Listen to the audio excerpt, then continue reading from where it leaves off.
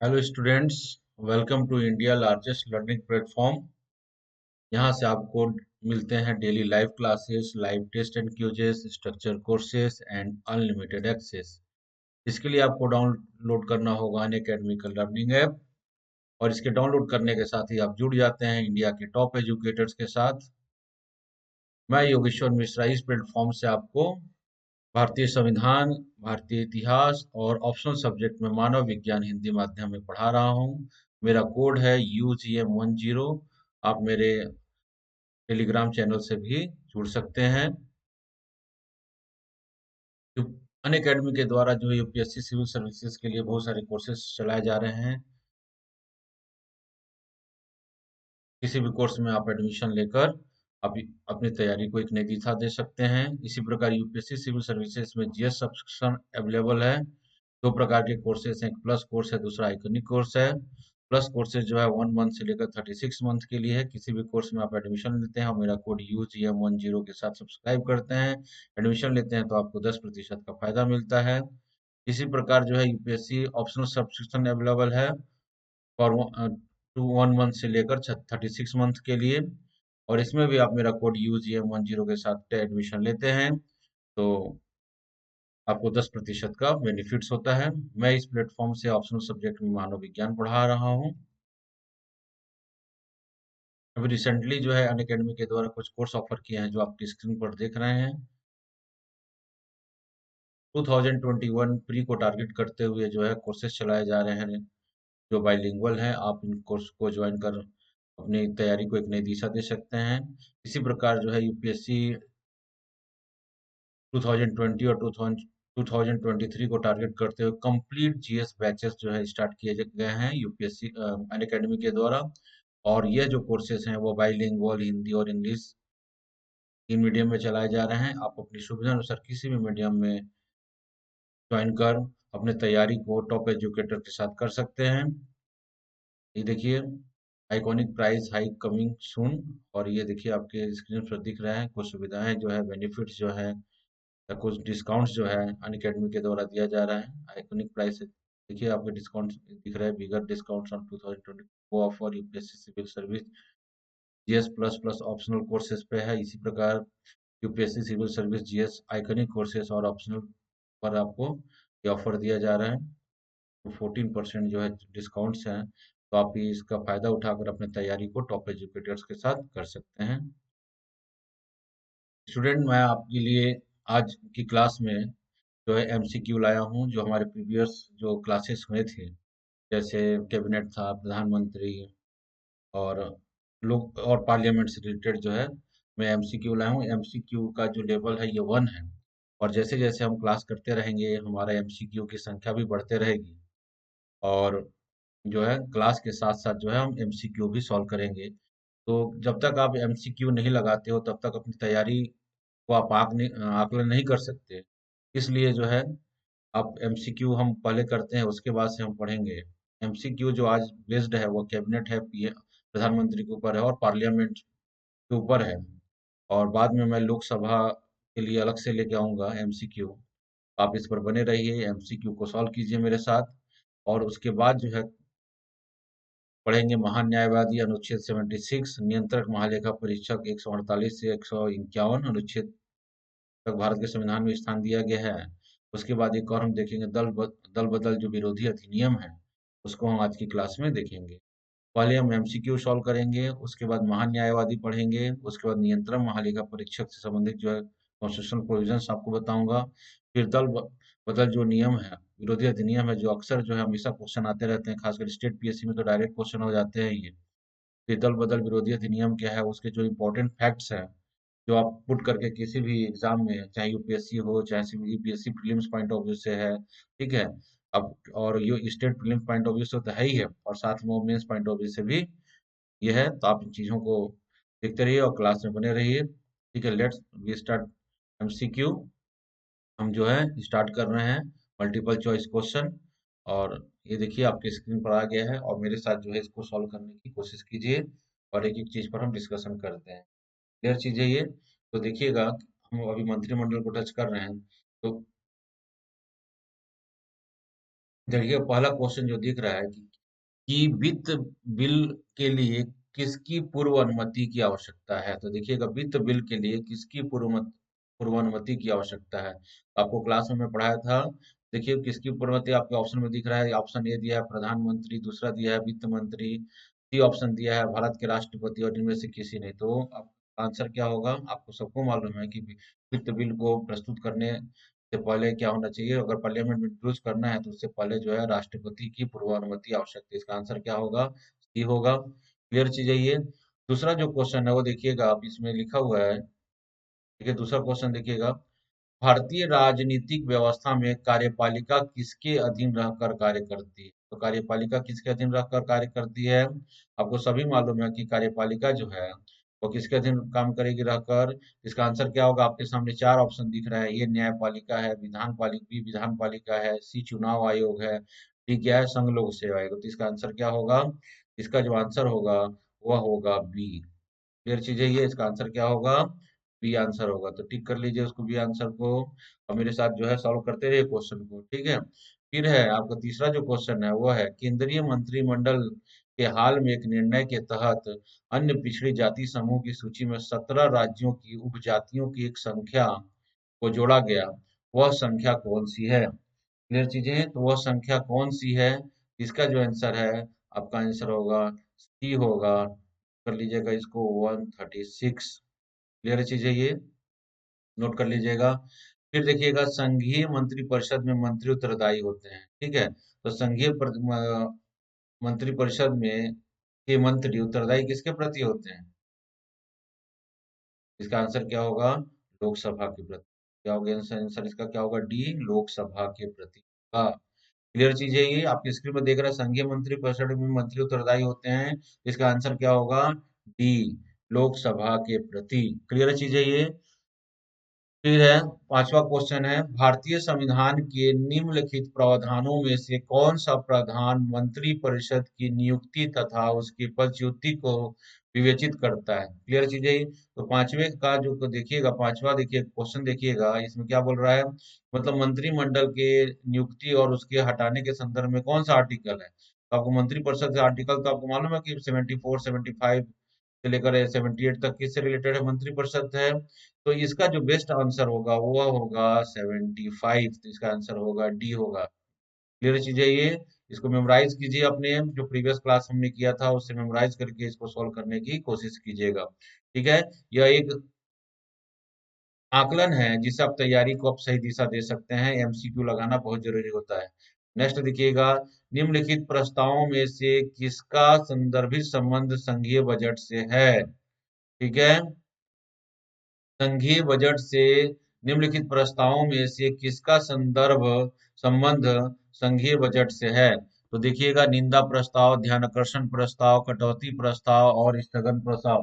प्रस्ताव तो किसका होगा, देखिएगा निम्नलिखित प्रस्तावों में से किसका जो है संबंध संघीय बजट से है। तो रिकॉल हो रहा है ये चीजें। इसका आंसर क्या होगा, सी कट मोशन। आपको याद आ रहा होगा, जब मैं बजट वाला सेशन ले रहा था तो उसमें बता रहा था मैं, कट मोशन सैद्धांतिक रूप से बहुत सारे ऐसे कट। ठीक है, तो कट मोशन आएगा इसका आंसर। फिर है मंत्री परिषद के सदस्य, सातवां क्वेश्चन देखिएगा, मंत्री परिषद के सदस्य सदन के किसी भी सदन के से लिए जा सकते हैं, केवल लोकसभा से लिए जा सकते हैं, केवल राज्यसभा से लिख सकते हैं, संसद के निर्वाचित सदस्य होने चाहिए। तो इसका आंसर क्या होगा, इसका आंसर जो है क्या होगा, ए होगा। तो किसे किसी संसद के किसी भी सदन से क्या हो सकते हैं, मंत्रिपरिषद के सदस्य लिए जा सकते हैं। क्लियर चीज है ये। वो लोकसभा और राज्यसभा के भी व्यक्ति जो है वह मंत्रिपरिषद का सदस्य हो सकता है। क्लियर है चीजें ये। ठीक है, सातवां हो गया मंत्रिपरिषद सदस्य। अब देखिएगा आठवां क्वेश्चन, निम्नलिखित में से कौन सी भारत की मंत्रिमंडलीय व्यवस्था की एक विशेषता है। ऑप्शन पे आप ऑप्शन देखिएगा, ये क्या दिखा है, राष्ट्रपति का नेतृत्व, दूसरा दिया दिया है व्यवस्थापिका और कार्यपालिका का पृथकीकरण, तीसरा दिया है ऑप्शन सी, जो ऑप्शन दिया है नौकरशाही की प्रधानता, और डी ऑप्शन जो दिया है वह कार्यवाही और गोपनीयता। तो आपसे क्वेश्चन क्या पूछा जा रहा है, निम्नलिखित में से कौन सी भारत की मंत्रिमंडल की एक महत्वपूर्ण विशेषता है। तो एक महत्वपूर्ण विशेषता क्या होगा, ठीक है, इसका आंसर जो बेस्ट आंसर होगा वह डी होगा। क्या होगा, कार्यवाही की गोपनीयता। मंत्रिमंडल में जो चीजें होती हैं उसको काफी गोपनीय रखा जाता है। इसका बेस्ट आंसर क्या होगा? 8 होगा, मतलब बी होगा, कार्यवाही की गोपनीयता। ठीक है। 9वां क्वेश्चन देखिएगा। मंत्रिमंडल मंत्रिमंडल के किसी सदस्य को राष्ट्रपति अपने पद से हटा सकता है। मतलब मंत्रिमंडल को राष्ट्रपति किसके अनुसार हटाएगा? लोकसभा की सिफारिश पर, प्रधानमंत्री की सिफारिश पर, बी ऑप्शन, सी कैबिनेट की सिफारिश पर, और स्वयं की विवेकानुसार। तो इसका आंसर क्या होगा? बी होगा। किसके सलाह पर हटाएगा वह? प्रधानमंत्री के सिफारिश पर या सलाह पर। क्लियर चीजें ये। 10वां क्वेश्चन देखिएगा। निम्नलिखित में से संविधान के किस संशोधन के द्वारा स्पष्ट रूप से बताया गया है कि भारत का राष्ट्रपति मंत्रिपरिषद द्वारा दिए गए परामर्श को मानने को बाध्य होगा? क्लियर है। 10वां क्वेश्चन देखिएगा। इसमें क्वेश्चन क्या? निम्नलिखित में से किस संविधान संशोधन के द्वारा यह बताया गया है कि भारत का राष्ट्रपति मंत्रिपरिषद द्वारा दिए गए परामर्श को मानने को बाध्य है? तो ये होगा इसका 42वां संविधान संशोधन जो 1976 में किया गया था। इसका आंसर क्या होगा? सी होगा। क्लियर चीजें ये। ठीक है। 11वां क्वेश्चन देखिएगा। भारतीय संविधान के किस अनुच्छेद के अंतर्गत मंत्रिपरिषद सामूहिक रूप से लोकसभा के प्रति उत्तरदायी है? मैं इस माध्यम से देखना चाहता हूं कि कौन मेरे आंसर देने से पहले ही वो आंसर को टाइप कर दे रहा है। ठीक है। भारतीय संविधान के किस अनुच्छेद के अंतर्गत मंत्रिपरिषद सामूहिक रूप से लोकसभा के प्रति उत्तरदायी होता है? इसका आंसर क्या होगा? 11वां का आंसर क्या होगा? जल्दी से बताइए। 11वें का आंसर जो है होगा, आंसर होगा सी। क्या होगा? सी, आर्टिकल 76। क्लियर चीजें ये। ठीक। फिर देखिएगा 12वां क्वेश्चन। अध्याक्ष अध्यक्षतात्मक व्यवस्था में मंत्रिमंडल किसके प्रति उत्तरदायी होता है? तो अध्यक्षात्मक व्यवस्था में मंत्रिमंडल किसके प्रति उत्तरदायी होता है? भारत में अध्यक्ष शासन व्यवस्था तो नहीं है, तो अध्यक्ष शासन व्यवस्था में जो है किसके प्रति उत्तरदायी होता है? इसका आंसर लिख लीजिएगा डी। इसका आंसर क्या होगा? डी होगा। फिर है मंत्रिपरिषद में फेरबदल करने का अधिकार किसको है? तो स्वाभाविक से मंत्रिमंडल का मुखिया कौन होता है? तो प्रधानमंत्री होता है। तो प्रधानमंत्री को ही फेरबदल करने का क्या होगा? अधिकार होगा। आंसर क्या होगा? बी होगा। क्लियर चीजें ये। ठीक है। मंत्रियों के विभागों का बंटवारा कौन करता है? तो मंत्रियों के विभागों का बंटवारा भी कौन करता है? प्रधानमंत्री करता है। इसका आंसर होगा बी। ठीक है। फिर आगे बढ़ते हैं हम। निम्नलिखित में से क्या सत्य नहीं है? देखिएगा, ये क्वेश्चन जो होता है ना, सत्य नहीं है तो बच्चे जो है इनमें ज्यादा कंफ्यूजन हो जाता है। और ये नहीं इनको पता नहीं क्यों नहीं दिखता है। और इसको हमेशा कोई भी क्वेश्चन आप सॉल्व करेंगे, यहाँ पे तो आपकी स्क्रीन पे दिख रहा है, पेपर में पता नहीं क्या हो जाता है। जो एग्जामिनर हॉल में जाते हैं तो बोलते हैं सर हमको ये क्वेश्चन जो है नहीं नहीं दिखा, इसलिए हम, ये ह्यूमन एरर नहीं होना चाहिए, इसलिए क्वेश्चन ऐसा दिया जाता है। ठीक है। निम्नलिखित में से क्या सत्य नहीं है? मंत्री को प्रधानमंत्री से असहमत होने पर त्याग पत्र देना पड़ता है। मंत्री परिषद नीति निर्धारक संस्था है। मंत्री गोपनीयता की शपथ से बंधे होते हैं। मंत्री संयुक्त रूप से लोकसभा के प्रति उत्तरदायी होते हैं। 15 का आंसर क्या होगा? देखिए, 15 का आंसर देखिए क्या होगा। बार बार पढ़िए चीजों को, जल्दबाजी में गलत क्वेश्चन मत लगाइएगा, आंसर मत दीजिएगा। मंत्रिपरिषद प्रधानमंत्री से असहमत होने पर त्याग पत्र देना पड़ता है, ये क्या पूछ रहा है? सत्य नहीं है। तो सत्य नहीं में ये बी इसका बेस्ट आंसर हो रहा है। मंत्रिपरिषद नीति निर्धारक संस्था है। ठीक है। ये सत्य नहीं है, बाकी सब सत्य है। ठीक है। 16वां देखिएगा। भारत का राष्ट्रपति किसी ऐसे व्यक्ति को केंद्रीय मंत्री नियुक्त कर सकता है जिसके नाम की सिफारिश प्रधानमंत्री के द्वारा न की गई हो? क्या भारत का राष्ट्रपति किसी ऐसे व्यक्ति को केंद्रीय मंत्री नियुक्त कर सकता है जिसका नाम की सिफारिश प्रधानमंत्री के द्वारा नहीं किया गया हो? तो इसका आंसर क्या होगा? नहीं। तो प्रधानमंत्री जिसकी सिफारिश करेगा उसी को वह मंत्रिमंडल का सदस्य या केंद्रीय मंत्री जिसको हम बोल रहे हैं नियुक्त कर सकता है। ठीक है। तो 16 का आंसर क्या हो जाएगा? बी, नहीं कर सकता। प्रधानमंत्री की सलाह पर ही क्या करेगा? मंत्री की नियुक्ति करता है। ठीक है। भारतीय मंत्री परिषद के सदस्य लोकसभा के सदस्यों के द्वारा निर्वाचित होते हैं, संसद के दोनों सदनों के सदस्यों के द्वारा निर्वाचित होते हैं, केंद्रीय लोक सेवा आयोग के द्वारा निर्वाचित होते हैं, राष्ट्रपति के द्वारा नियुक्त होते हैं। तो भारतीय मंत्रिमंडल के जो सदस्य होते हैं वह किसके द्वारा नियुक्त होते हैं? उनके अपॉइंटमेंट की जाती है ना, भारतीय मंत्रिपरिषद के सदस्य। तो क्या होते हैं ये? इसका 17 का जो आंसर होगा क्या होगा? वो 17 का आंसर जो है डी होगा इसका, appointed by the president of India by advice of PM. Clear चीज है? इसका होगा, इसका डी आंसर होगा। ठीक। नेक्स्ट क्वेश्चन पे आते हैं। निम्नलिखित में से मंत्री परिषद का अध्यक्ष कौन होता है? तो मंत्री परिषद का अध्यक्ष, सबको बार बार हम बात को कर रहे हैं, मंत्री परिषद का अध्यक्ष कौन होगा? पीएम होगा, प्रधानमंत्री होगा। क्लियर है? इसका आंसर क्या हो जाएगा? डी हो जाएगा। संविधान के अनुसार केंद्रीय मंत्रिमंडल किसके प्रति? प्रधानमंत्री के प्रति उत्तरदायी है, राष्ट्रपति के उत्तरदायी है, जनता के प्रति उत्तरदायी है, तो लोकसभा के प्रति उत्तरदायी है। तो आपने क्लास में पढ़ाया था ना कि केंद्रीय मंत्रिमंडल सामूहिक रूप से किसके प्रति उत्तरदायी है? लोकसभा के प्रति उत्तरदायी होगा, और व्यक्तिगत रूप से राष्ट्रपति के प्रति। तो इसका आंसर क्या होगा? डी होगा। 20वां क्वेश्चन देखिएगा। भारत के किसी भी सदन का सदस्य हुए बिना कोई व्यक्ति कब तक मंत्री पद आसीन रह सकता है? तो मात्र कितना होगा? 6 महीने तक। इसका आंसर क्या होगा? बी होगा। क्लियर चीज है ये? ठीक है। क्वेश्चन बनाने में आपको कॉन्फिडेंस आ रहा होगा, जिसका बन रहा होगा, और जिसका नहीं बन पा रहा है तो क्वेश्चन को मेरे साथ देखते रहिए, और जाके जो है फिर से आप इस चैप्टर को रिवाइज कीजिएगा। ठीक है, फिर आप बनाने की कोशिश करेंगे तो जरूर बनेगा क्वेश्चन। ठीक है। अब देखते हैं, प्रधानमंत्री से रिलेटेड कुछ क्वेश्चन देख रहे हैं, आपके साथ स्क्रीन पर दिख रहा है। निम्नलिखित में से प्रधानमंत्री से रिलेटेड जो पहला क्वेश्चन देखिएगा, निम्नलिखित में से कौन से एक बार प्रधानमंत्री, एक से अधिक बार, सॉरी, एक से अधिक बार जो है वह प्रधानमंत्री नियुक्त हुए हैं?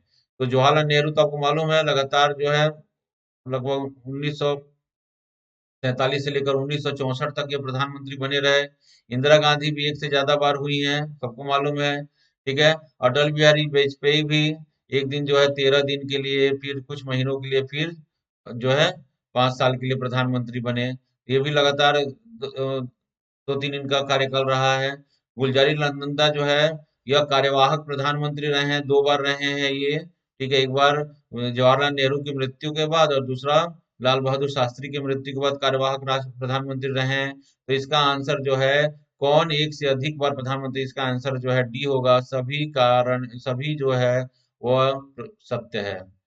ठीक है, सभी लोग जो हैं एक से अधिक बार रहे हैं, भले गुलजारी नंदा जो कार्यवाहक रहे हैं बट एक से, ये वहां ये पूछ रहा है एक से अधिक बार प्रधानमंत्री कौन नियुक्त हुआ है। तो इसका आंसर होगा, जो बेस्ट आंसर है वो उपयुक्त सभी, इसका आंसर होगा। क्लियर चीज है ये?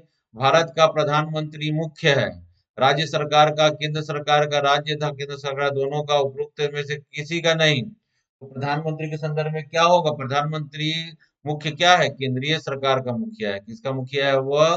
केंद्रीय सरकार का वह मुखिया है। तो आंसर क्या होगा इसका? आंसर बी होगा। क्लियर चीज है ये? ठीक है। प्रधान मंत्रिमंडल के संदर्भ में नेक्स्ट क्वेश्चन देखिएगा। भारत के प्रधानमंत्री के रूप में डॉक्टर मनमोहन सिंह का क्रम कौन सा था? तो ये जो क्वेश्चन आता है, तो इसमें जो है बिल्कुल प्रधानमंत्री का लिस्ट आपको याद आना चाहिए, लिस्ट होना चाहिए प्रधानमंत्री की, तभी इस प्रकार के क्वेश्चन बनाएंगे इसमें। अन्यथा इस प्रकार का क्वेश्चन आपका क्या हो जाएगा? गलत हो जाएगा। तो भारत के प्रधानमंत्री के रूप में मनमोहन सिंह का जो क्रम था वह 11वां क्रम था। इसका आंसर होगा बी। क्लियर चीजें? तो लिस्ट याद रहेगा तब जाकर बनता है ये क्वेश्चन। भारत का कार्यपालिका अध्यक्ष कौन है? भारत का एग्जीक्यूटिव हेड कौन होता है?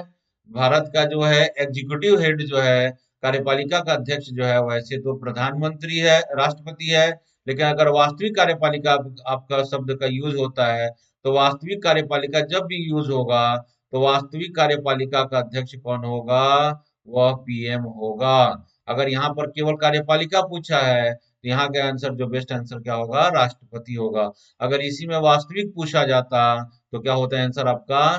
प्रधानमंत्री होता, बिल्कुल याद रखिएगा। पांचवा क्वेश्चन देखिएगा, आमतौर पर भारत के प्रधानमंत्री होते हैं, संसद के सदस्य नहीं होते हैं, लोकसभा के सदस्य होते हैं, राज्यसभा के सदस्य होते हैं, दोनों के सदन के सदस्य। दोनों सदन का सदस्य तो कोई एक साथ नहीं हो सकता, ठीक है। या तो वह राज्यसभा का सदस्य हो या लोकसभा का सदस्य होता है। तो प्रधानमंत्री बनने के लिए या कोई भी मंत्री बनने के लिए दोनों हाउस में से किसी भी हाउस का सदस्य हो सकता है। जैसे हमारे मनमोहन सिंह तो राज्यसभा के ही सदस्य थे और प्रधानमंत्री बने रहे, ठीक है। यहाँ पर लिखा है जनरली, आमतौर शब्द यूज किया है। तो आमतौर अगर शब्द यूज किया है तो जनरली जो आमतौर पर जो भी प्रधानमंत्री हुए हैं, मनमोहन सिंह को छोड़ दिया जाए और कुछ एक को छोड़ दिया जाए, तो जनरली जो प्रधानमंत्री हुए हैं वो किसके सदस्य होते हैं, हुए हैं लोकसभा से हुए हैं। तो यहाँ पर जो बेस्ट आंसर होगा, प्रश्न को प्रवृत्ति को देखते हुए इसका बेस्ट आंसर होगा बी, ठीक है। वैसे तो प्रधानमंत्री दोनों हाउस में से किसी भी हाउस के सदस्य हो सकते हैं, तो व्यक्ति प्रधानमंत्री बन सकता है। लेकिन यहाँ जनरली आमतौर शब्द का यूज किया है, तो यहाँ पे क्या होगा, अभी तक हमारे जो प्रधानमंत्री का लिस्ट देखते हैं तो सभी मोस्टली प्रधानमंत्री जो है किससे हैं, लोकसभा के सदस्य हैं। इसलिए इसका आंसर क्या होगा, बी होगा। क्लियर चीज है ये। नेक्स्ट आंसर देखिए, क्वेश्चन देखिएगा, भारत के 12वें प्रधानमंत्री थे। तो यह भी क्वेश्चन प्रधानमंत्री का जो लिस्ट है वहां से क्वेश्चन बनेगा। तो प्रधानमंत्री के लिस्ट को अपने कॉपी में नोट्स में बना लीजिए और प्रधानमंत्री के लिस्ट को सीक्वेंस दे दीजिए और कार्यवाहक को सीक्वेंस मत दीजिएगा। तो इसका आंसर जो होगा सी होगा, आई के गुजराल इसका बेस्ट आंसर है, ठीक है। श्रीमती श्रीमती इंदिरा गांधी दूसरी कार्यावधि के लिए प्रधानमंत्री चुनी गई थी। दूसरी कार्यावधि के प्रधानमंत्री चुनी गई थी, इस संदर्भ में क्वेश्चन हुआ है। तो हम देखते हैं इंदिरा गांधी के संदर्भ में, तो यहाँ पर जो है यह भी गलत है, यह भी गलत है, ये भी गलत है। तो ये जो कार्यकाल ये फिट हो रहा है, तो इसमें हम बेस्ट आंसर जो अगर ऑप्शन के हिसाब से देखते हैं तो ए होगा। तो ऑप्शन के हिसाब से देखते हैं तो क्या होगा, ए होगा, ठीक है। दूसरी अवधि के लिए प्रधानमंत्री बनी थी। ये वैसे ये क्वेश्चन जो है थोड़ा डाउट हो जा रहा है, ठीक है। लेकिन ये क्वेश्चन की प्रकृति के हिसाब से जो है इसका हम आंसर ये दे सकते हैं। स्टेटमेंट जो है थोड़ा गलत है यहाँ पर, ठीक है। भारत का प्रधानमंत्री क्या है, भारत का प्रधानमंत्री एक तानाशाह है, समकक्षों में सर्वप्रथम है, समकक्षों में सर्वप्रथम से अधिक है, समकक्षों में सर्वप्रथम से अधिक परंतु ताना, तो इसका आंसर जो है सी होगा। इसका आंसर आप सी डाल दीजिएगा। क्लियर चीज है ये, ठीक है। समकक्षों में सर्वप्रथम से अधिक है, ठीक है। अब देखते हैं पार्लियामेंट के ऊपर क्वेश्चन है।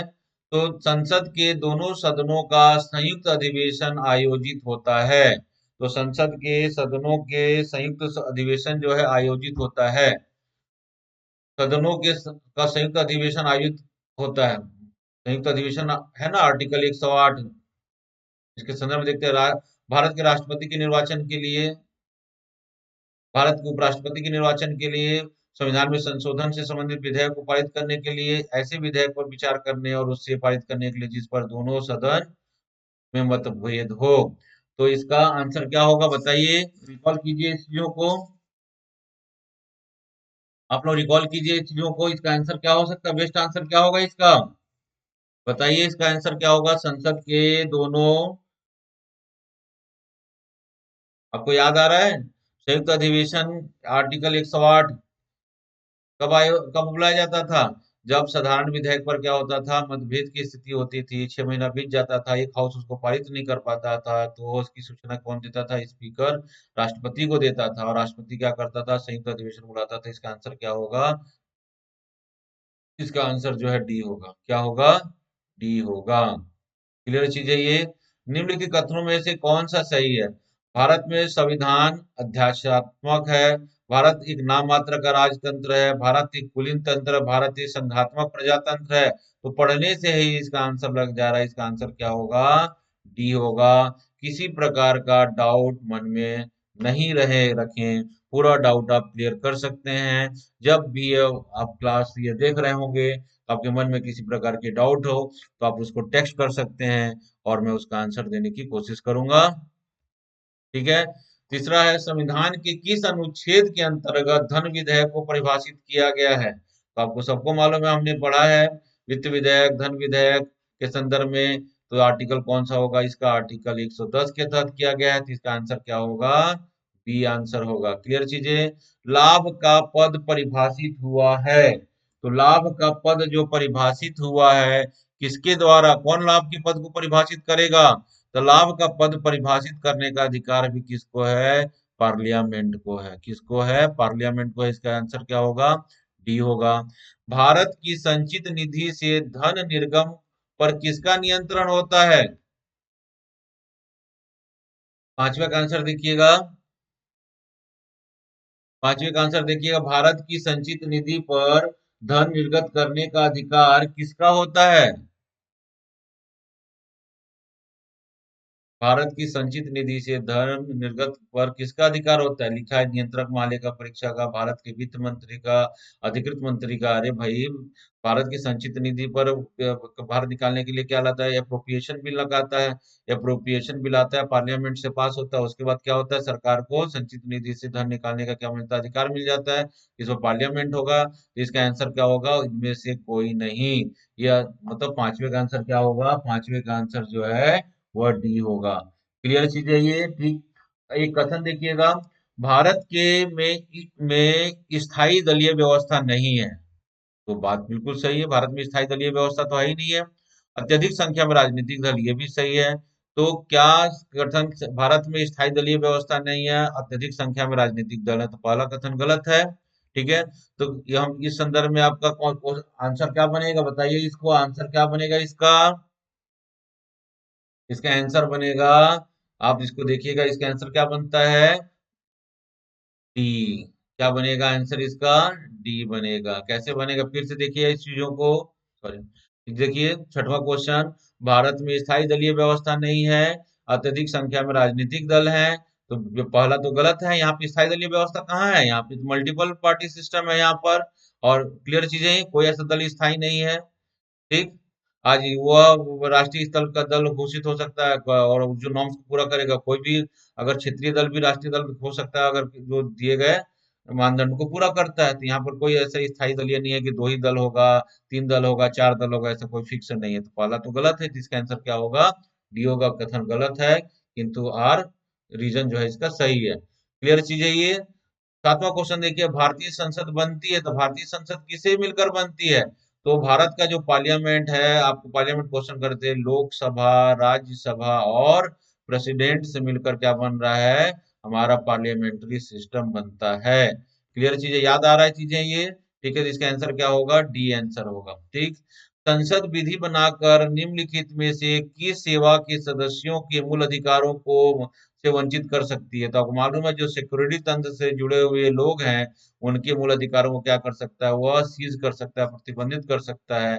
इसके आंसर क्या होगा? बी इसका बेस्ट आंसर होगा, भारतीय राज्य मतलब पुलिस सेवा से संदर्भ में। क्लियर चीज है ये। नाइन्थ क्वेश्चन देखिएगा, भारतीय संसद संविधान में संशोधन कर सकती है? तो भारतीय संसद संविधान में संशोधन कर सकती है, बिल्कुल सही है। राज्य की नीति निषेध तत्वों में संशोधन कर सकती है? नहीं कर सकती। भारत में भारतीय संसद में संशोधन कर सकती है, परंतु यह राज्य की नीति निर्देशक तत्वों में संशोधन नहीं कर सकती। संविधान की प्रस्तावना का संशोधन नहीं कर सकती। संविधान के मूल ढांचे में परिवर्तन नहीं कर सकती। मूल कर्तव्यों में संशोधन नहीं कर सकती। तो आपको तो दिखते ही आंसर बन गया होगा। इसका क्या होगा? ये सी आंसर होगा। मूल जो जब अधिकार पढ़ रहे थे, केशवानंद भारती वर्सेस जो केस था, वो इसी से रिलेटेड था। तो इसका आंसर क्या होगा? सी होगा। फिर देखिएगा 10वां क्वेश्चन, संसात्मक शासन में राज्य के अध्यक्ष को प्राप्त होते हैं। मतलब संसात्मक जो शासन व्यवस्था है, जो राज्य का अध्यक्ष होता है, मतलब राज्य का अध्यक्ष कौन है? प्रेसिडेंट है। तो उसको हम देखते हैं, तो उसको नाम मात्र इसका क्या होगा? इसका आंसर क्या होगा? बी होगा, नाम मात्र की शक्तियां। वास्तविक मतलब वास्तविक शक्ति किसमें निहित है? संसद शासन व्यवस्था में, प्रधानमंत्री में। और नाम मात्र का अध्यक्ष कौन होता है? पीएम, प्रेसिडेंट होता है। क्लियर है चीजें ये? ठीक। अध्यात्मक शासन में राष्ट्रपति शासन का प्रधान होता है, राज्य का प्रधान, राज्य और शासन दोनों का प्रधान होता है, इनमें से कोई नहीं। तो अध्यात्मक शासन व्यवस्था में देखिएगा इसका आंसर क्या होगा। अध्यात्मक शासन व्यवस्था में प्रधान कौन होता है? तो इसका आंसर जो है वो क्या होगा? सी होगा। राज्य और शासन दोनों का हेड कौन होता है? वह राष्ट्रपति होता है। क्लियर चीज है ये। इसका आंसर होगा सी आंसर होगा। तो अध्यात्म शासन में राष्ट्रपति क्या होता है? शासन का भी प्रमुख है और मतलब और क्या है? देश का भी प्रमुख है। क्लियर चीजें हैं ये। ठीक, नेक्स्ट क्वेश्चन देखिएगा। भारत के संसदीय प्रजातंत्र का व्यवहार में कौन मुखिया है? तो तो संसदीय प्रजातंत्र का व्यवहार में जो मुखिया है वो कौन है? प्रधानमंत्री है। इसका आंसर क्या होगा? बी करेक्ट आंसर होगा। ठीक है। फिर देखिएगा संसदीय सरकार का अध्यक्ष कौन होता है? तो संसदीय सरकार का अध्यक्ष जो है वो कौन होता है? प्रधानमंत्री होता है। कौन होता है? वह प्रधानमंत्री होता है। ठीक है। किस सीमा तक संसद अपनी शक्ति को प्रत्यायोजित कर सकती है? 14 देखिएगा। किस सीमा तक जो है संसद अपनी शक्ति को प्रत्यायोजित कर सकती है? इसकी कोई सीमा नहीं। आवश्यक शक्ति प्रयोजित नहीं कर सकती संसद, अपनी कोई शक्ति प्रयोजित नहीं करती संसद। उच्चतम न्यायालय की संस्तुति पर अपनी कोई भी शक्ति प्रयोजित कर सकती है। तो इसका आंसर क्या होगा? बी, आवश्यक शक्ति प्रत्यायोजित नहीं कर सकती। ठीक है। 14 का आंसर क्या होगा? बी होगा। फिर देखिएगा। भारत भारत में व्यवस्थापिका निम्नलिखित से किस देश की पद्धति पर, यहाँ पर जो व्यवस्थापिका है वह किस देश की पद्धति पर आधारित है?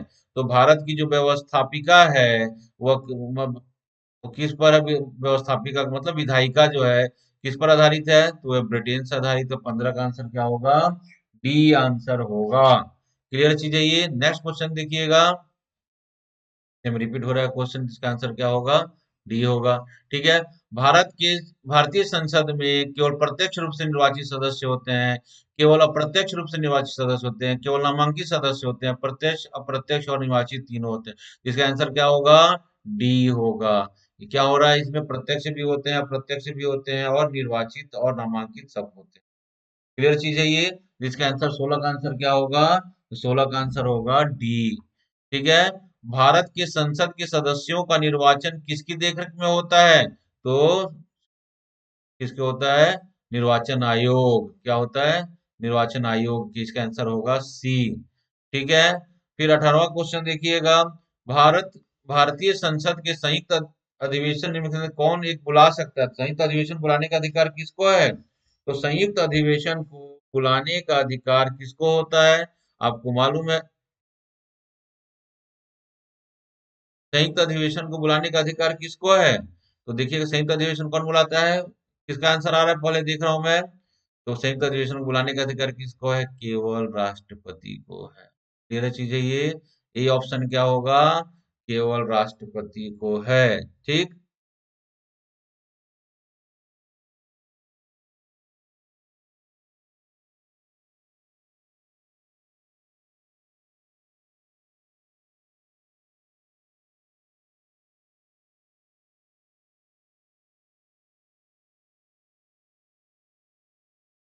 ठीक है।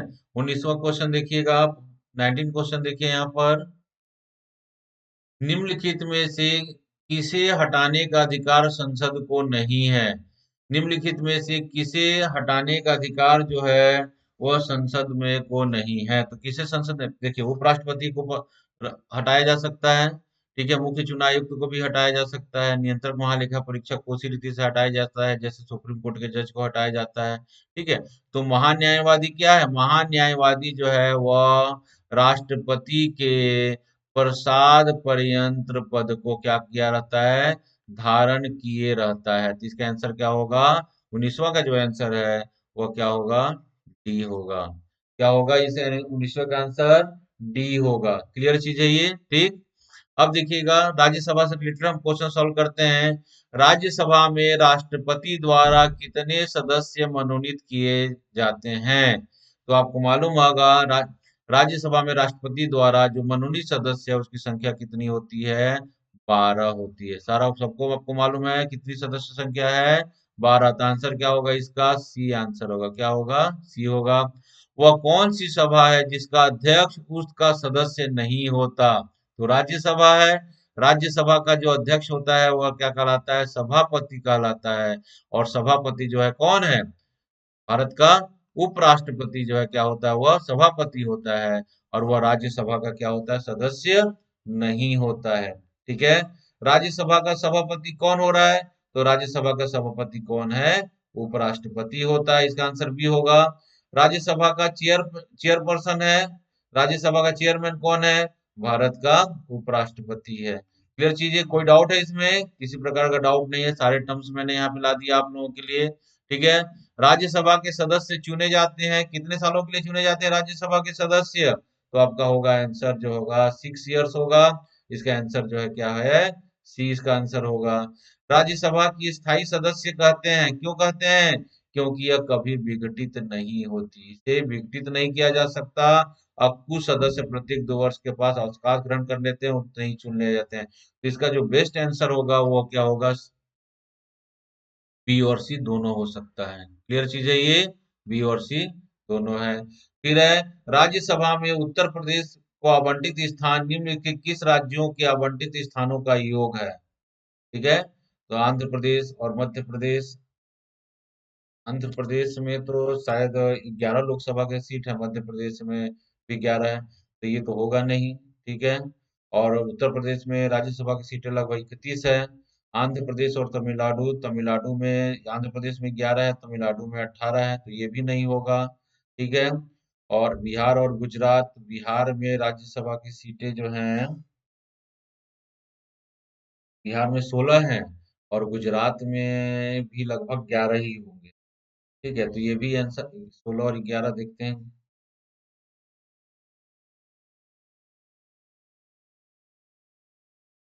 ये भी नहीं होगा। ठीक है। महाराष्ट्र और मध्य प्रदेश, महाराष्ट्र में 19 और मध्य प्रदेश में 11 है।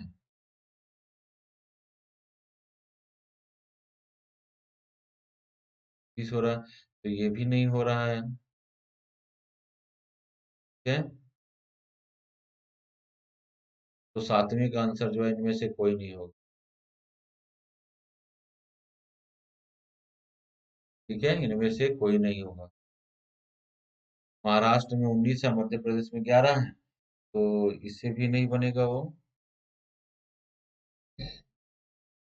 देखिए, याद रखिएगा, गुजरात, मध्य प्रदेश और आंध्र प्रदेश में 11-11 इक्वल में है। ठीक है। इसी प्रकार बिहार और वेस्ट बंगाल में 16-16 इक्वल है। याद रखिएगा। तो इसका आंसर जो है यहाँ ऑप्शन जो है गलत दिया हुआ है, इसका आंसर कोई नहीं होगा। ठीक है। सातवें का आंसर कोई नहीं है।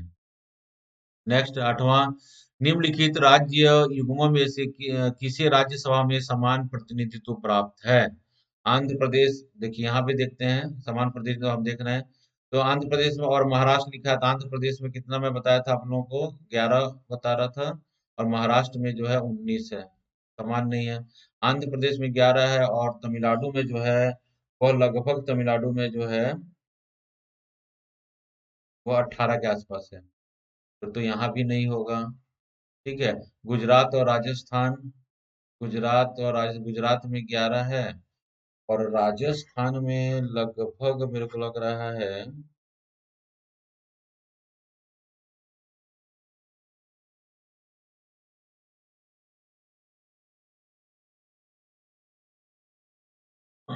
गुजरात और राजस्थान में भी नहीं होना चाहिए। ये भी नहीं होगा। महाराष्ट्र और तमिलनाडु में भी लगभग, तमिलनाडु में 18 है, महाराष्ट्र में 19 है, गुजरात में 11 है, और राजस्थान में जो है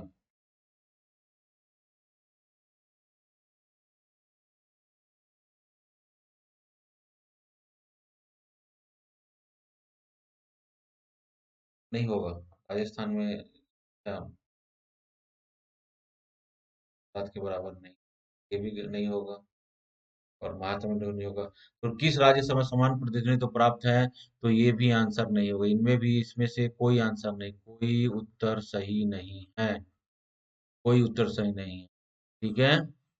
तो समान क्या बोला मैं, समान कौन कौन से हैं? गुजरात है 11, मध्य प्रदेश है 11, और आंध्र प्रदेश है 11, यह समान है।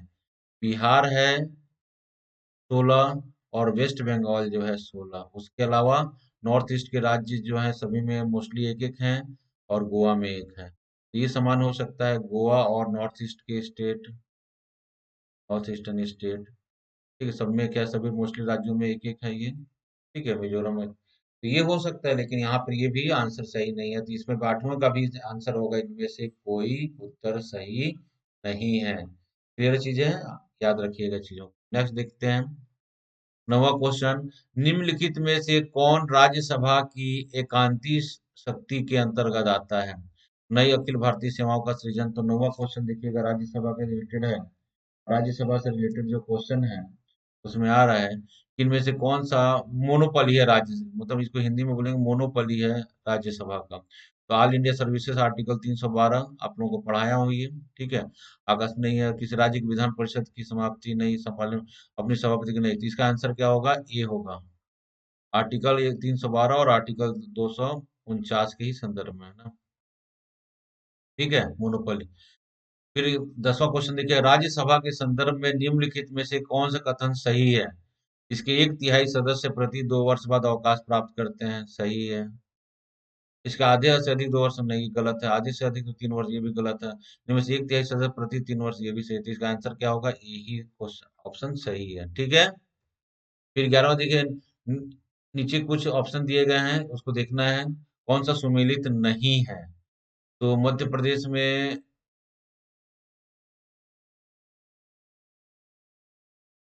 मध्य प्रदेश में राज्यसभा की सीट 16 नहीं, ये गलत है। मध्य प्रदेश में राज्यसभा की सीट कितनी है? एमपी में 11 है। महाराष्ट्र में 19 है, सही है ये। ठीक है, तमिलनाडु में 18 है, यह भी सही है। पश्चिम बंगाल में 16 है, यह भी सही है। तो सुमेलित नहीं है, तो मध्य प्रदेश इसका आंसर होगा। ठीक है, तो मध्य प्रदेश आंसर होगा। आंसर क्या होगा? ये होगा इसका। क्लियर चीज है ये। ठीक है। राज्यसभा में राज्यों की सीट का जो आधार है वो क्या है? समान प्रतिनिधि, उनकी जनसंख्या क्या था? फिर इसका आंसर भी होगा। लोकसभा, राज्यसभा या विधानसभा में जो भी सीट है, वो इसका आधार क्या है? ओनली पॉपुलेशन है। क्या है? ओनली पॉपुलेशन, या उस राज्य की जनसंख्या ही क्या है? उसका आधार है। ये हमेशा ही चीजों को याद रखिएगा। ठीक है, तो 12वें का आंसर क्या होगा? बी। 13वें का आंसर देखिएगा, निम्नलिखित राज्यों में केंद्र शासित शासित या केंद्र शासित प्रदेशों में कौन सा राज्य में केवल एक सदस्य है? को बताया अभी, नॉर्थ ईस्ट के सभी राज्यों में एक है, यहाँ एक है, यहाँ एक है, गोवा में भी एक है। तो ये इसका आंसर क्या होगा? डी। आंसर क्या होगा? डी होगा। क्लियर चीज है ये। सभी राज्यसभा के किस मुद्दे पर सरकार को हार जाने का क्या परिणाम? राज्यसभा में किसी मुद्दे पर अगर सरकार हार जाती है तो उसका क्या परिणाम होता है? तो राज्यसभा में सरकार किसी मत पर हार गई तो इसका कोई परिणाम नहीं होगा, मतलब इसका आंसर क्या होगा? कुछ नहीं। याद रखिएगा, हमेशा सरकार नहीं गिरती है इसमें। ठीक है। द्वितीय वर्ष समाप्त होने पर राज्यसभा में से कितने सदस्य हट जाते हैं? तो कितने सदस्य हट जाते हैं? 1/3। अभी आपको क्वेश्चन में देखा, तो ये आपने देखा, यहाँ पर राज्यसभा से रिलेटेड क्वेश्चन देख रहे हैं हम। ठीक है। राज्यसभा का सभापति होता है, राज्यसभा का सभापति क्या होता है? राज्यसभा का सभापति क्या हो रहा है? पदेन हो रहा है। ये होगा ex officio chairperson, vice president the ex officio chairperson of Rajya Sabha. और उपराष्ट्रपति जो है भारत के राज्य, उपराष्ट्रपति जो है राज्यसभा का क्या होता है? पदेन सभापति होता है। ठीक है, इसका आंसर क्या होगा? बी होगा। संघीय संविधान अंतर्गत राज्यसभा की विशेष स्थिति है, शक्ति के भंडार के रूप में, कार्यकारिणी के रूप में, संसद के रूप में, बजट पारित करने के रूप में। ठीक है, ये बजट के रूप में होगा आंसर, बजट पारित करने के रूप में होगा। राज्यसभा की विशेष स्थिति क्या है? बजट पारित करने के लिए है। ठीक है, संसद के रूप में भी है। संघीय, संघीय पूछ रहा है ये। ठीक है, तो बजट पारित करने के लिए है। राज्यसभा के निर्वाचित सदस्य कैसे चुने जाते हैं? राज्यसभा की निर्वाचित जो है एकल संक्रमणीय मत पद्धति के द्वारा चुने जाते हैं। गलत। गलत होगा। प्रत्यक्ष प्रणाली द्वारा, यह भी गलत होगा। वयस्क मताधिकार द्वारा, यह भी गलत होगा। तो राज्यसभा के निर्वाचित सदस्य कैसे चुने जाते हैं? तो राज्यसभा के निर्वाचित सदस्य चुने जाते हैं अप्रत्यक्ष प्रणाली के द्वारा। इसका आंसर जो है सी होगा। ये चीज है ये। कैसे राज्यसभा के सदस्यों को कौन चुनता है? राज्यों के विधान सभाओं के निर्वाचित सदस्य चुनते हैं इसको। क्लियर चीज है ये। तो इसका आंसर क्या होगा? सी होगा। ठीक। राज्यसभा के निर्वाचित सदस्य कौन चुनता, कैसे चुने जाते हैं? अप्रत्यक्ष प्रणाली के द्वारा चुने जाते हैं। ठीक है। राज्यसभा को भंग करने का अधिकार किसे है? राज्यसभा को कोई भंग नहीं कर सकता। ठीक है। इसका आंसर होगा डी। इसका आंसर क्या होगा? डी होगा। क्लियर चीज है ये। इसका आंसर क्या हुआ? डी आंसर हुआ। ठीक है। तो राज तो हमने क्या किया अभी? एमसीक्यू, आपने एमसीक्यू देखा। क्लियर चीज है ये। एमसीक्यू के अंतर्गत आपने देखा, हमने कुछ क्वेश्चन प्रश्न आपके लिए लाए जो लेवल 1 के थे। इस आधार पर से आप अपनी तैयारी को एक नई दिशा दे सकते हैं। ठीक है। तो एमसीक्यू सॉल्व कीजिए आप, और अपने तैयारी को और बेहतर करते रहिए। अब देखिएगा कुछ टॉपिक्स जो हैं मैं आपको क्लास के लिए लाया हूँ, जो छोटे छोटे टॉपिक्स हैं, उन चीजों का आप पढ़िएगा जिससे एग्जाम में आपके हमेशा क्वेश्चंस क्या होते हैं, इससे बनते रहते हैं। क्लियर चीज है ये। तो इस संदर्भ में हम पहला जो टॉपिक देख रहे हैं वह है भारत का महान न्यायवादी। क्लियर चीज है। तो भारत का महान न्यायवादी के संदर्भ में देखिएगा आर्टिकल 76 है, जिसको इंग्लिश में अटॉर्नी जनरल ऑफ इंडिया कहा जाता है। तो उसका क्या पोजीशन है भारत के संविधान में, तो उसको हम देखते हैं। ठीक है। तो उसको हम फैक्ट्स को देख रहे हैं जो आपके स्क्रीन पर दिख रहा है। भारत का महान न्यायाधीश के संदर्भ में जो आर्टिकल है भारत के संविधान में, वो आर्टिकल कौन सा है? 76 है। तो भारत का महान न्यायाधीश क्या है? तो भारत का राष्ट्रपति महान न्यायवादी को नियुक्त करता है। भारत का राष्ट्रपति किसको नियुक्त करता है और इसका अपॉइंटमेंट कौन कर रहा है? President of India. President of India जो है भारत का राष्ट्रपति जो है, इसको क्या कर रहा है? नियुक्त कर रहा है। तो किसको नियुक्त करता है? तो ये सब क्या होता है? कैबिनेट की सलाह पर क्या करता है भारत का राष्ट्रपति जो है? भारत के महान न्यायवादी को क्या करता है? नियुक्त करता है। तो इसकी योग्यता क्या है? वह योग्यता है जो सुप्रीम कोर्ट के न्यायाधीश होने की योग्यता रखता है। आपको मालूम है, हमने सुप्रीम कोर्ट पढ़ा है लास्ट क्लास में। तो सुप्रीम कोर्ट के न्यायाधीश बनने का जो योग्य व्यक्ति रहेगा, वो कैबिनेट की सलाह पर क्या करेगा? भारत का राष्ट्रपति उसको महान न्यायवादी के रूप में नियुक्त करेगा। क्लियर है। ये किसका क्या कार्य होगा? देखिएगा, भारत सरकार की विधि संबंधी विषयों पर यह भारत सरकार को क्या देगा? सलाह देगा। और ऐसे कार्य जो राष्ट्रपति को उसको समय समय पर सौंपे जाएंगे, वो समस्त कार्यों को क्या करेगा? करेगा। ठीक है। और क्या करेगा? यह भारत सरकार का क्या होता है? ये भारत सरकार का जो है विधिक अधिकारी होता है। क्या हो रहा है? ये भारत सरकार का क्या हो रहा है? यह विधिक अधिकारी होता है। तो जो विधि अधिकारी के संदर्भ में इसकी जितनी जिम्मेदारियां राष्ट्रपति के द्वारा दी जाएगी, वो क्या करेगा? करेगा।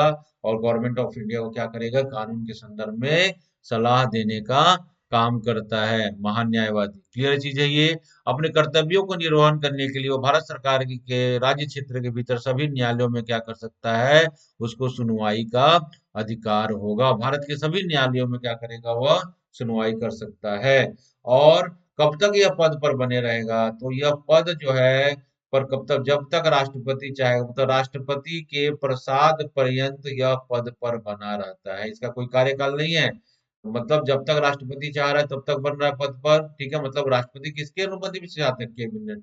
तो कैबिनेट की सलाह पर ये बनाता है राष्ट्रपति, और कैबिनेट की सलाह पर राष्ट्रपति इसको हटा सकता है। जनरली क्या होता है कि सरकारें जब चेंज होती हैं तो अटॉर्नी जनरल भी चेंज हो जाता है, क्योंकि सरकार जो है अपने इंटरेस्ट के किसी व्यक्ति को जो सेम योग्यता रखता है सुप्रीम कोर्ट के न्यायाधीश बनने की, उसको बनवाता है। क्लियर चीज है ये। नेक्स्ट लिखिए, देखिएगा, राष्ट्रपति द्वारा उच्चतम न्यायालय के में सप्ताह के लिए भेजे गए मामलों में से प्रस्तुत करने होने का सरकार के दृष्टिकोण से इसके माध्यम से रखा जाता है। मतलब करने का होता है, गवर्नमेंट का ये आदमी होता है। तो गवर्नमेंट के सभी मामलों को किसी भी कोर्ट में क्या करता है, चाहे सुप्रीम कोर्ट हो चाहे हाई कोर्ट, सभी कोर्ट में गवर्नमेंट के मामलों को क्या करता है? गवर्नमेंट की तरफ से क्या करता है? वह पैरवी करता है। गवर्नमेंट की तरफ से वह एक लीगल ऑफिसर के रूप में कोर्ट में उपस्थित होता है। क्लियर चीज है ये। लोकसभा अध्यक्ष द्वारा उसे सदन में बोलने के लिए आमंत्रित किया जा सकता है।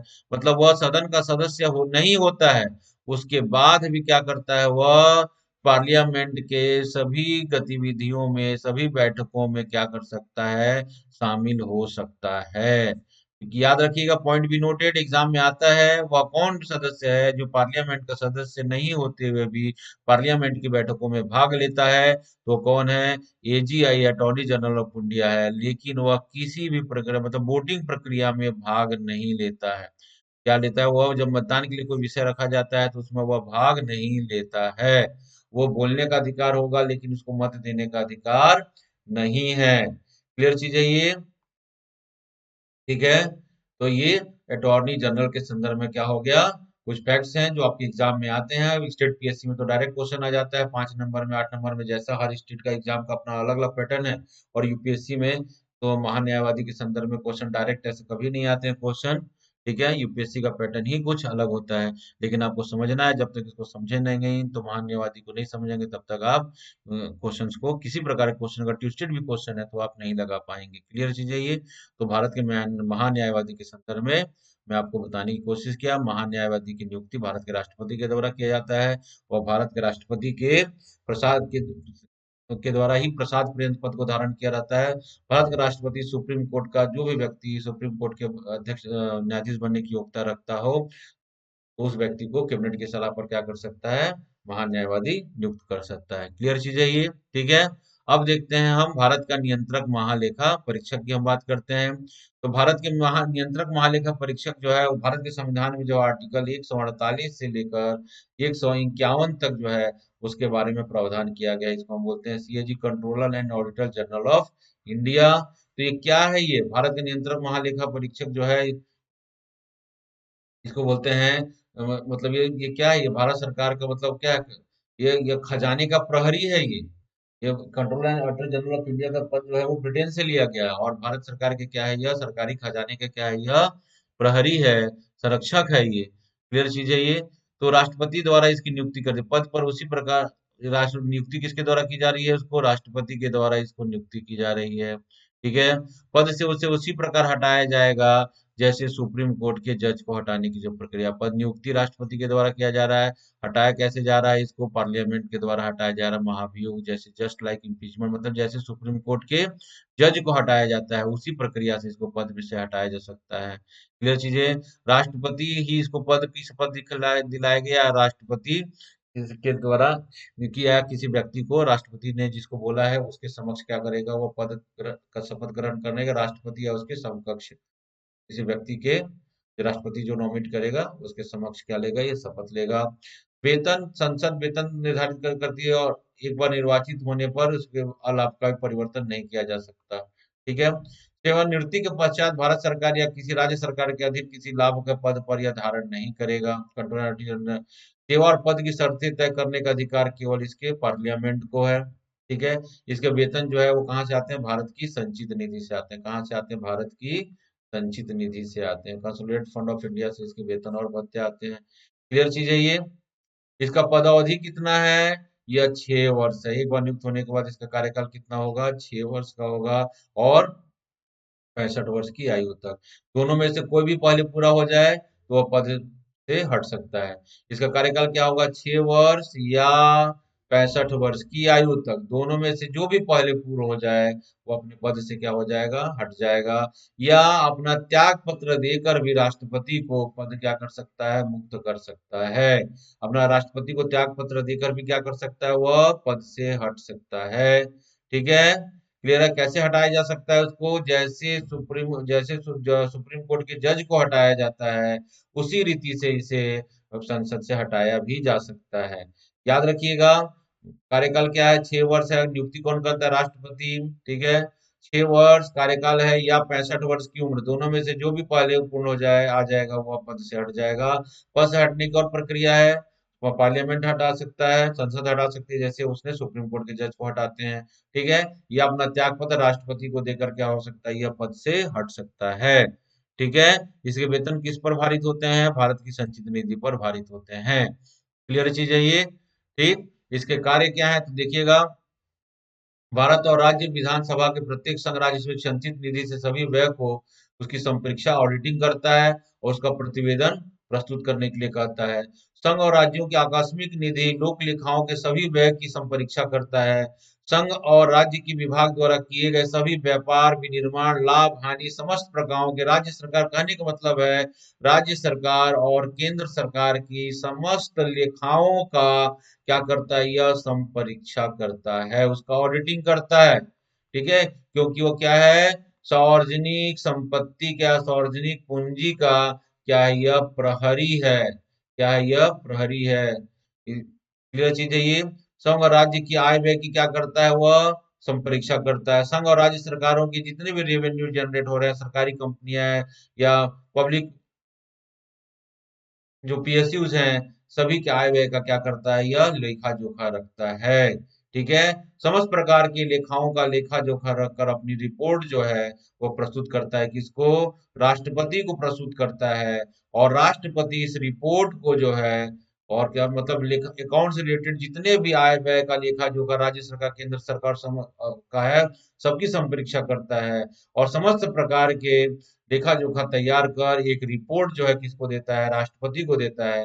राष्ट्रपति जो है रिपोर्ट को किस में रखवाता है, पार्लियामेंट में रखवाता है। क्लियर चीज है ये। तो पार्लियामेंट में यह इस रिपोर्ट को रखवाएगा। क्लियर चीज है ये। तो ये क्या होता है, कंट्रोलर एंड ऑडिटर जनरल का आज काम। आज की परिचय में कंट्रोलर एंड ऑडिटर का पद का बहुत बड़ा प्रकाशित, मतलब बहुत बड़ा, बहुत न्यूज़पेपर में बना रहा है पिछले कुछ सालों में। जब 2G घोटाला आया, कोलगेट घोटाला आया, और जितने प्रकार के घोटाले उजागर हुए, कॉमनवेल्थ घोटाला हुआ, ये सब क्या कैग की रिपोर्ट के आधार पर भी प्रकाश में आए हैं। क्लियर है। तो कैग का पद का ये इंपॉर्टेंस है। कैग को भारत के संविधान में 148 से लेकर 151 तक स्थान दिया गया है। कैग के संदर्भ में आपने पढ़ा, इसकी नियुक्ति राष्ट्रपति के द्वारा की जाती है। इस ठीक है, इसका कार्यकाल 6 वर्ष या 65 वर्ष की आयु तक अपना त्याग पत्र देकर भी राष्ट्रपति से को पद से मुक्त हो सकता है। उसे उसी विधि द्वारा हटाया जा सकता है जिस विधि द्वारा सुप्रीम कोर्ट के जज को हटाया जा सकता है।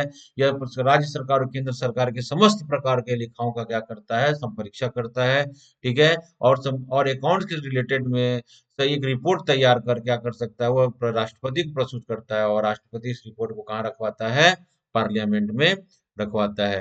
क्लियर चीजें। तो एक कैग से रिलेटेड बातें हो गई।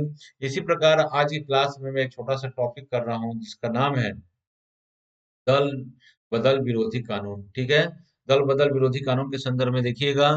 ठीक है, दल बदल एंटी डिफेक्शन लॉ इसको बोलते हैं, एंड एडीएल, इसको क्या कहा जाता है शॉर्ट में, एडीएल कहा जाता है, एंटी डिफेक्शन लॉ।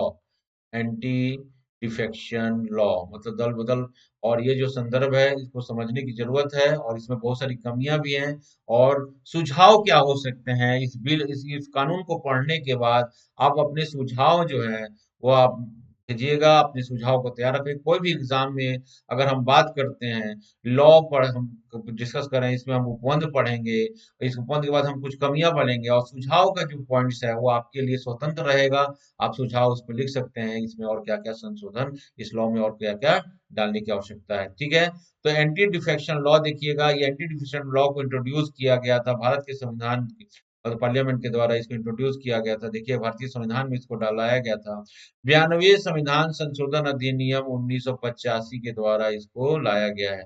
क्या लाया गया, 52 कॉन्स्टिट्यूशनल अमेंडमेंट बिल 1985 के द्वारा लाया गया था। उस समय जो गवर्नमेंट थी उसमें प्रधानमंत्री जो थे वो कौन थे, राजीव गांधी जी थे। राजीव गांधी जो है वो उस समय प्रधानमंत्री हुआ करते थे। ठीक है, अब भारत के संविधान की 10वीं अनुसूची में इसे जगह, जिसके बारे में पूरा विस्तार से चर्चा किया गया, कहाँ, 10th शेड्यूल में किया गया है। ठीक है, यह लोकसभा, राज्यसभा और लोकसभा और राज्य विधानमंडलों सभी के, मतलब लोकसभा और मतलब सांसद, वो संसद और राज्यों के विधानमंडल में दोनों ही सदस्यों के लिए दो यह लगता है, मतलब ये मतलब पार्लियामेंट, लोकसभा राज्यसभा हो, चाहे राज्य की विधानसभा हो, सभी प्रकार के सदस्यों में यह एक ही जैसा नियम लागू होता है। सभी पर यह समान रूप से प्रभावित होता है। क्लियर चीज है ये। तो इसमें उपबंध क्या क्या है लिखिएगा। देखिएगा, कोई नॉमिनेटेड मेंबर है, अगर सदस्य होने, देखिएगा पहला उपबंध क्या होता है, अगर कोई नॉमिनेटेड, नॉमिनेटेड मतलब जिसका नामांकन किया जाता है, तो अगर कोई नॉमिनेट, ठीक है, इसको देखिएगा, अगर कोई नॉमिनेटेड मेंबर है, अगर कोई नॉमिनेटेड सदस्य है और होने के 6 माह के अंदर किसी राजनीतिक दल में शामिल होने के लिए स्वतंत्र है, परंतु वह अयोग्य हो जाएगा यदि वह 6 माह के बाद ऐसा करता है। क्लियर है? तो मतलब ये क्या इसके बाद दल बदल कानून के अंदर है कि अगर कोई व्यक्ति चुनाव करता है, चुनाव के बाद क्या होता है, जो ना एक पार्टी जो छोड़कर दूसरे पार्टी में मंत्री बनने के लिए लालचवश जो दूसरे पार्टी में शामिल हो जाते थे, उनको लालच देके मंत्री बनाया जाता है, उस व्यवस्था को रोकने के लिए क्या लाया गया और एक एक साफ सुथरा लोकतंत्र स्थापित करने के लिए जो है वह दल विरोधी अधिनियम जो है 35वां संविधान संशोधन के द्वारा 1985 में लाया गया। ठीक है? इसके जो प्रमुख प्रावधान हैं उसको मैं आप लोगों को बता रहा हूं। तो कोई नॉमिनेटेड मेंबर अगर सदस्य हो जाता है तो 6 महीने के बाद अगर किसी राजनीतिक दल को ज्वाइन करता है तो क्या हो जाएगा, वह डिसक्वालीफाई हो जाएगा। क्या हो जाएगा, वह डिसक्वालीफाई हो जाएगा, डिसक्वालीफाई हो जाएगा। क्लियर चीज है ये? ठीक है, समझिए चीजों को। यदि एक इंडिपेंडेंट मेंबर है, निर्वाचित हुआ है, किसी दल का नहीं है, इंडिपेंडेंट है, अगर वह निर्वाचित हुआ है, ठीक है, तो वह निर्वाचित हुआ है होने के बाद किसी राजनीतिक दल में, सॉरी, किसी राजनीतिक दल में शामिल हो जाता है तो वह डिसक्वालीफाई हो जाएगा। ठीक है, डिसक्वालीफाइड हो जाएगा। कोई भी मतलब कोई निर्दलीय पार्टी का है और उसके निर्वाचित होने के बाद वो किसी पार्टी में शामिल होता है तो क्या हो जाएगा, वह डिसक्वालीफाइड हो जाएगा। ठीक है, यह क्यों बना है व्यवस्था? ये स्वतंत्र मतलब मतलब एक अच्छे लोकतंत्र को बनाए रखने के लिए बहुत जरूरत था कि मतलब क्या पहले क्या होता था, कोई व्यक्ति चुनाव लड़ता था, अगर लगता था कि भैया सरकार बनाने में हम उसका हेल्प कर रहे हैं तो हेल्प करने के लिए क्या होता था, वो दूसरे पार्टी में चला जाता था और या इसके माध्यम से क्या होता था, सांसद विधायकों का क्या होता था, खरीद फरोख्त भी बहुत बनता था। तो एक स्वस्थ लोकतंत्र के लिए जो है खरीद फरोख्त नहीं होना चाहिए, बार्गेनिंग नहीं होनी चाहिए, इस व्यवस्था को रोकने के लिए जो है दल बदल कानून बनाया था। ठीक है, नेक्स्ट पॉइंट देखिएगा। यदि कोई सदस्य किसी एक राजनीतिक दल के टिकट पर निर्वाचित होता है और अपने दल का त्याग कर देता है और अन्य दल में शामिल हो जाता है तो क्या हो जाएगा, वह डिसक्वालीफाइड हो जाएगा। क्या हो जाएगा, वह डिसक्वालीफाइड हो जाएगा। ये डिस्क्वालीफाइड कर दिया जाएगा। ठीक है, नेक्स्ट देखिएगा। यदि कोई सदस्य अपने राजनीतिक दल के निर्देश के विरुद्ध कोई कार्य करता है और 15 दिन के अंदर वो माफी नहीं मांगता है तो क्या हो जाएगा, वह डिसक्वालीफाई कर दिया जाएगा। क्या कर दिया जाएगा, वह डिसक्वालीफाइड कर दिया जाएगा। लेकिन सुप्रीम कोर्ट ने इस पर अपना निर्णय दिया है कि अगर मान लीजिए कोई व्यक्ति डिस्क्वालीफाई तभी होगा जब वह धन विधेयक के के अगेंस्ट अपने पार्टी के अगेंस्ट जाता है, विश्वास प्रस्ताव जब लाया जाता है अपनी पार्टी के अगेंस्ट जाता है, अविश्वास प्रस्ताव लाया जाता है तो अपनी पार्टी के अगेंस्ट जाता है, या राष्ट्रपति और राज्यपाल के अभिभाषण पर जब धन्यवाद प्रस्ताव होता है तो अपनी पार्टी का अगेंस्ट जाता है, तभी वह डिस्क्वालीफाइड किया जाएगा, तभी वह डिस्क्वालीफाइड किया जाएगा। ये सुप्रीम कोर्ट ने क्या किया, डिसीजन देके किया कि सभी मामलों में नहीं है, इन मामलों में बहुत ज्यादा है। अगर कोई मनी बिल है अपने पार्टी के अगेंस्ट चला जाता है, विश्वास प्रस्ताव लाया गया वो अपनी पार्टी के अगेंस्ट चला जाता है, अविश्वास प्रस्ताव लाया गया अपनी पार्टी के अगेंस्ट चला जाता है, राष्ट्रपति और राज्यपाल का भी भाषण हो रहा है और अपने पार्टी का अगेंस्ट चला जा रहा है, तीन चीजों पर के आधार पर क्या किया जाएगा, उसको डिस्क्वालीफाई कर दिया जाएगा। बाकी सब में उसको माफ किया जा सकता है, लेकिन इसमें माफी की कोई, इन चारों चीजों में माफी की कोई गुंजाइश नहीं बनती है उसकी। ठीक है, इसको डिस्क्वालीफाई कर दिया जाएगा। ठीक है, नेक्स्ट देखिएगा आप लोग। लोकसभा और राज्य विधानसभाओं के अध्यक्ष उपाध्यक्ष, देखिएगा अध्यक्ष उपाध्यक्ष, राज्यसभा के सभापति, राज्य के परिषदों के सभापति, उपसभापति, इन पदों पर निर्वाचित होने के बाद वो अपने दल से जब अपने दल से त्याग कर देता है तो निर्रहित नहीं होगा। तो एग्जम्पशन किसको दिया गया है, लोकसभा का जो चेयरपर्सन है, राज्यों की विधानसभाओं के अध्यक्ष उपाध्यक्ष हैं, ठीक है, राज्यसभा के उपसभापति हैं और राज्यों के विधान परिषदों के जो सभापति हैं उपसभापति हैं उनको इससे एग्जेम्प्टेड किया गया है। ठीक है, अगर मान लीजिए वो किसी दल से ही चुनकर आ रहे हैं, ठीक है, किसी दल के अंतर्गत ही आ रहे हैं, तो दल के अंतर्गत आ रहे हैं और उनकी जो पद है, तो पद क्या है, वहां पे निष्पक्ष रहना है, तो अगर अपने पार्टी से त्याग पत्र भी देते हैं तो वो डिस्क्वालीफाई नहीं होंगे। ठीक है, लेकिन पद छोड़ने के बाद अगर मान लो वो पद छोड़ देते हैं और छोड़ने के बाद उस पद पर नहीं रहते हैं, वो पुराने दल में शामिल होते हैं तो डिस्क्वालीफाई नहीं होंगे। अन्यथा अगर वो कोई नया पार्टी ज्वाइन कर लेते हैं तो क्या हो जाएगा, वह डिस्क्वालीफाइड हो जाएगा, मतलब उसकी विधायक या संसद का पद खत्म हो जाएगा। समझे चीजों को? अगर मान लीजिए कोई सभापति या अध्यक्ष है, जब तक वह लोकसभा का अध्यक्ष है, स्पीकर है, अगर मान लीजिए ठीक है, अपने पुरानी जो पार्टी से चुन कर आया है उसे इस्तीफा दे देता है, अपने पद पर बना हुआ है, अगर किसी कारणवश जो है उसको पद स्पीकर नहीं रह पाता, या सभापति उप सभापति अध्यक्ष नहीं रह पाता, या सभापति उप सभापति नहीं रह पाता, तो अगर वह मान लीजिए पुराने दल में चला जाता है तो सही है। अगर वो नया दल ज्वाइन कर लेगा तो उस आधार पर क्या कर दिया जाएगा, उसको डिस्क्वालीफाई कर दिया जाएगा। क्लियर चीज है ये। नेक्स्ट देखिएगा, यदि एक दल के एक तिहाई या अधिक सदस्य टूटकर अलग हो जाते हैं तो वह डिस्क्वालीफाई नहीं होते। ठीक है, बस शर्त यह है कि किसी अन्य राजनीतिक दल में वह शामिल नहीं होंगे। अगर किसी पार्टी से एक तिहाई सदस्य क्या हो रहे हैं, अलग हो जा रहे हैं, और वह किसी दल को शामिल नहीं हो रहे हैं, तो डिस्क्वालीफाई नहीं होंगे। अगर एक तिहाई सदस्य टूट रहे हैं और किसी दूसरी राजनीतिक पार्टी में शामिल हो जा रहे हैं तो उनको डिस्क्वालीफाई कर दिया जाएगा। ठीक है, यदि किसी दल के दो तिहाई सदस्य टूटकर अलग हो जाते हैं और किसी राजनीतिक दल में भी वह शामिल हो जाते हैं तो वह डिस्क्वालीफाई नहीं होंगे। अगर वही सदस्य संख्या कितनी है, टू थर्ड है, अगर वो किसी पार्टी में भी शामिल हो जाते हैं तो वो क्या होंगे, वह डिस्क्वालीफाई नहीं होंगे। याद रखिएगा, चीजों को समझिए, चीजों को। बहुत सारे क्वेश्चन आजकल प्रीलिम्स में इसे क्वेश्चन आ रहे हैं, ट्यूशन क्वेश्चन आते हैं। यदि किसी राजनीतिक दल जिसका किसी अन्य राजनीतिक दल में विलय हो रहा है का सदस्य है, इस विलय से बाहर रहना चाहता है तो वह डिस्क्वालीफाई नहीं होगा। क्या होगा, डिस्क्वालीफाई नहीं होगा। अगर वह दल से बाहर भी निकाल दिया जाता है तब भी वह डिस्क्वालीफाई नहीं होगा। ठीक है, मर्जर देखिएगा, जब किसी राजनीतिक पार्टी का दूसरे राजनीतिक पार्टी में क्या हो रहा है, विलय हो रहा है, मर्ज हो रहा है, उसके सदस्य नहीं, कोई सदस्य उसमें शामिल नहीं होना चाहता, वो मर्ज का हिस्सा नहीं बनना चाहता है, अगर वो पार्टी से अलग हो जाता है या पार्टी उसे निकाल देती है तब भी वह डिस्क्वालीफाई नहीं होगा। ठीक है, क्लियर चीजें। नेक्स्ट देखिएगा, दल बदल के मामलों में निहरता का डिस्क्वालिफिकेशन का एकमात्र शक्ति सदन के पीठाधिकारी के पास है। मतलब सदन का जो अध्यक्ष है उस पर एक तरफा उसको एक अधिकार है, सबसे हाई मोस्ट पावर है कि वह किसी व्यक्ति के डिस्क्वालिफिकेशन को तय करने का अंतिम निर्णय जो है लोकसभा के अध्यक्ष या राज्यसभा के सभापति या राज्यों के विधानसभाओं के अध्यक्ष को होगा।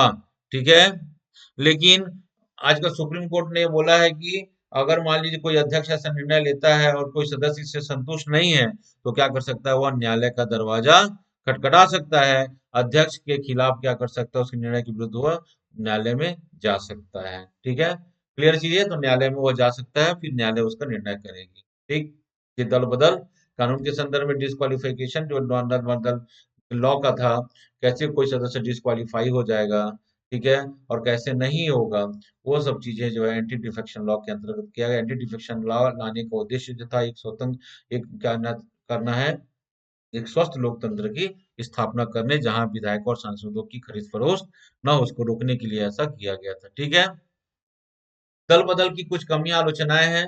क्या कमियां हैं, नियम दल बदल को परिभाषित नहीं करता। दूसरा, पीठासीन अधिकारी जिसे निहरता के बारे में विनित करने की जिम्मेदारी है, अपने और वह किसी न किसी राजनीतिक दल से जुड़ा है, ये स्वतंत्र और निष्पक्ष वो कार्य नहीं कर सकता।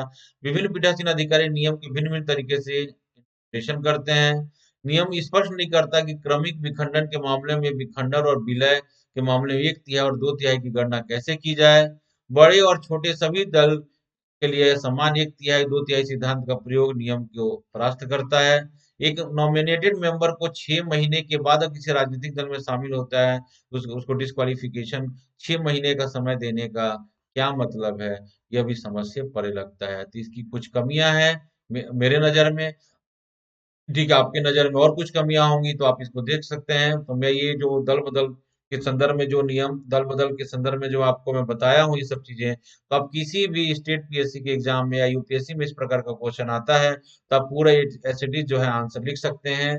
और इस आंसर के लिखने के साथ इसमें एक कमियां हैं, आप इसमें सुझाव जरूर दीजिएगा। क्या कीजिएगा, अपना सुझाव जरूर पुट कीजिएगा इसमें। ठीक है, तो सुझाव देने के साथ जो है वो आपका क्वेश्चन जो है आंसर जो है कंप्लीट हो जाएगा।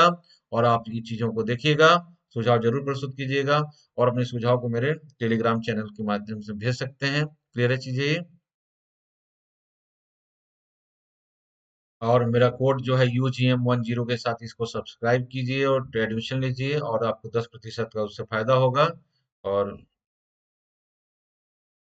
मिलते हैं हम लोग नेक्स्ट क्लास में, कुछ MCQ और कुछ टेक्स्ट लेकर हम आएंगे। अगला क्लास जो हमारा होगा, वह जो क्लास होगा, हम पार्ट 6 संविधान का भाग 6 जो है राज्य पढ़ेंगे। आर्टिकल 151 से लेकर हम स्टार्ट करेंगे उसको। क्लियर चीज है ये? तो अगले क्लास में हम गवर्नर और स्टेट कैबिनेट को हम पढ़ेंगे। स्टेट एग्जीक्यूटिव को हम मेन टारगेट कर रहे हैं, उसको हम अगले क्लास में पढ़ेंगे। तो आप वीडियो देखते रहिए और अपने तैयारी को एक नई दिशा दीजिए।